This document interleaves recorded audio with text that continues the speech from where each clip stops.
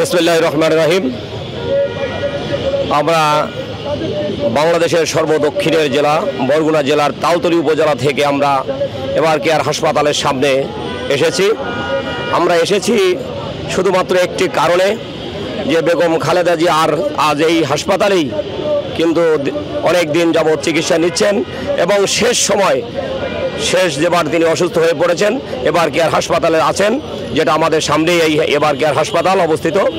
আমরা এখানে তার জন্য এসেছি। আমরা যদিও জানি যে আমরা তার দেখা পাবো না, কিন্তু তারপরও মায়ের জন্য আমরা এখানে মায়ের টানে এখানে এসেছি।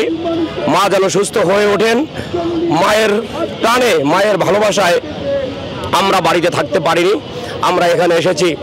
তাই আজকের আমরা এই এবার কেয়ার হাসপাতালের সামনে থেকে আপনাদের মাধ্যমে, আপনারা যারা সাংবাদিকরা রয়েছেন রাত দিন 24 ঘন্টা আপনারা সংবাদের জন্য এখানে দাঁড়িয়ে আছেন এবং অবস্থান করছেন, আপনাদের মাধ্যমে সারা দেশবাসী এবং সারা বিশ্বের গণতান্ত্রিক আমি মানুষের প্রতি আহ্বান জানাবো, দেশনেত্রী বেগম খালেদা জিয়ার প্রতি যেন তারা সবাই দোয়া করেন রোগ মুক্তি কামনার জন্য, তিনি যেন সুস্থ হয়ে আবার আমাদের মাঝে ফিরে আসেন।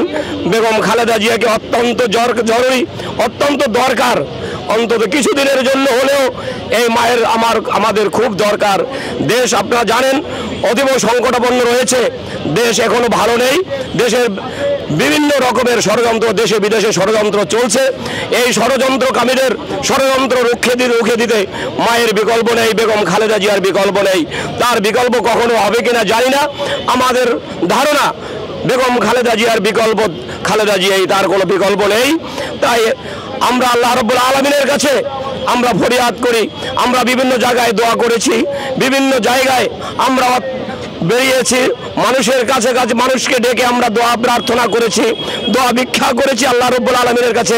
আল্লাহ রাব্বুল আলামিন যেন অন্তত কিছুদিনের জন্য হলো আমাদের মাকে, গণতন্ত্রের মাকে, এই দেশের অত্যন্ত প্রহরী একজন মানুষ, যার জীবনের জন্য কিছু তোয়াক্কা করেনি, যার জীবনের কোনো স্বাদ আহ্লাদ এবং কি বিলাসিতা সমস্ত বাদ দিয়ে এই 18 কোটি মানুষের জন্য অত্যন্ত প্রহরী ছিলেন।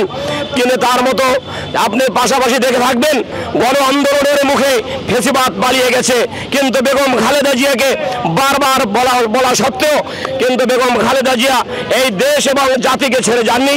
তিনি বলেছিলেন এই দেশই আমার ঠিকানা, এদেশের বাইরে আমার কোনো ঠিকানা নেই, এদেশের বাইরে আমার বন্ধু আছে, কোনো প্রভু নেই, আমার এদেশের বাইরে একটি পা রাখার মতো কোনো জায়গা নেই।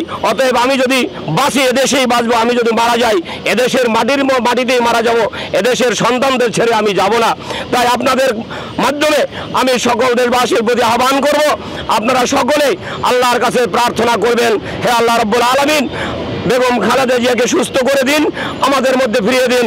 অবশ্যই আল্লাহ আমাদের ডাক শুনবেন এবং আমরা হৃদয় থেকে ডাকতেছি আমাদের মাকে আপনি আল্লাহ রাব্বুল আলামিন আপনি সুস্থ করে দিন এবং আমাদের মধ্যে ফিরিয়ে দিন।